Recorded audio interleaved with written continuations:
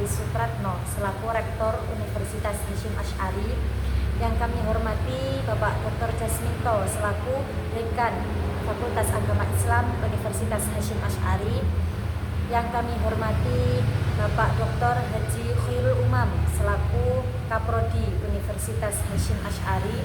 Yang kami hormati Bapak Muhammad Nur Salim MAG selaku DPA kelas 3C. Yang kami hormati Bapak Dr. Haji Hanifuddin MAG selaku dosen pengampu mata kuliah pendidikan.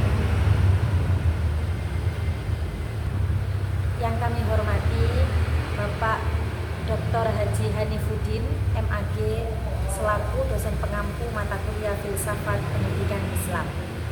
Pada kesempatan kali ini kami akan mempresentasikan dengan tema aspek-aspek ilmu pendidikan Islam dan filsafat pendidikan Islam. Di sini yang pertama ada pengertian dari ilmu pendidikan, yaitu ilmu pendidikan sendiri memiliki makna ilmu yang mempelajari pendidikan dengan pendekatan karya ilmiah, dengan pengumpulan beberapa pengetahuan dan dengan konsep-konsep yang tertata secara sistematis.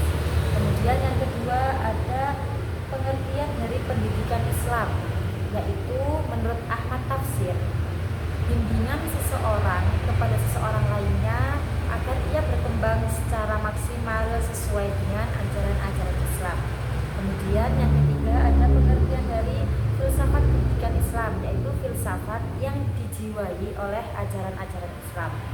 Kemudian yang kedua, ruang lingkup dari ilmu pendidikan Islam secara makro, yaitu objek formal itu sendiri, yaitu mencari pengertian atau makna secara relevan seperti makna Tuhan, manusia, ataupun alam yang tidak bisa dijangkau dengan pengetahuan biasa. Kemudian secara mikro ada beberapa aspek seperti lingkungan, alat pendidik, peserta didik, pendidik, dan tujuan pendidikan itu sendiri. Yang ketiga, ada alasan mengapa penting kita mempelajari filsafat pendidikan Islam, yaitu untuk mengintegrasikan aspek-aspek keilmuan yang relevan agar terdapat landasan yang kuat ketika kita mengambil keputusan. Yang keempat ada persamaan dan perbedaan antara pendidikan dengan pendidikan Islam, yaitu memiliki persamaan, sama-sama memiliki tujuan untuk meningkatkan keilmuan, moral, dan etika. Sedangkan perbedaannya, pendidikan yaitu seluruh pengetahuan belajar yang terjadi sepanjang hayat dalam semua tempat, kondisi yang memiliki dampak positif dalam perkembangan setiap individu. Kemudian jika pendidikan Islam bisa dikatakan upaya pengembangan, mendorong, mengajak peserta didik untuk hidup dinamis dan sesuai dengan ajaran-ajaran Islam. Kemudian yang kelima ada filsafat ilmu, terdiri dari pengertian dan macam-macam. Di sini pengertian dari filsafat ilmu yaitu penyelidikan tentang ciri-ciri pengetahuan ilmiah dan bagaimana cara mendapatkannya. Di sini macam-macamnya ada 4 seperti filsafat ilmu sosial, filsafat ilmu alam, filsafat ilmu pendidikan, dan filsafat ilmu fisika.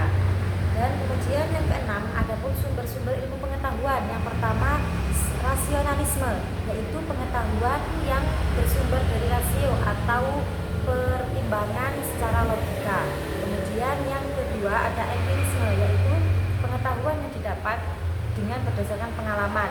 Yang ketiga ada intuisi, yaitu pengetahuan yang didapat tanpa melalui penalaran tertentu, bersifat personal dan tidak bisa diramalkan. Yang keempat ada wahyu, yaitu intuisi dalam bentuk yang lebih tinggi, merupakan ilmu atau pengetahuan dari Tuhan yang disampaikan kepada manusia melalui nabi yang diutusnya. Kemudian yang terakhir ada klasifikasi dari filsafat ilmu pendidikan itu sendiri dibagi menjadi beberapa. Di sini ada 4. Yang pertama ilmu kerohaniaan, yaitu ilmu atau kondisi pikiran manusia yang berkaitan dengan peran jiwa sebagai esensi kehidupan. Jadi seperti contoh ilmu psikologi atau ilmu agama. Yang kedua ilmu humaniora, yaitu ilmu yang mempelajari tentang manusia, budaya, masyarakat, dan pengalaman. Di ilmu pendidikan dan ilmu filsafat. Kemudian yang ketiga ada ilmu sosial, contohnya ilmu umum dan ilmu ekonomi. Yang keempat ada ilmu eksakta atau bisa disebut ilmu teknik, yaitu ilmu yang mempelajari hal-hal yang nyata dan konkret yang bisa dibuktikan dengan percobaan, seperti ilmu kedokteran,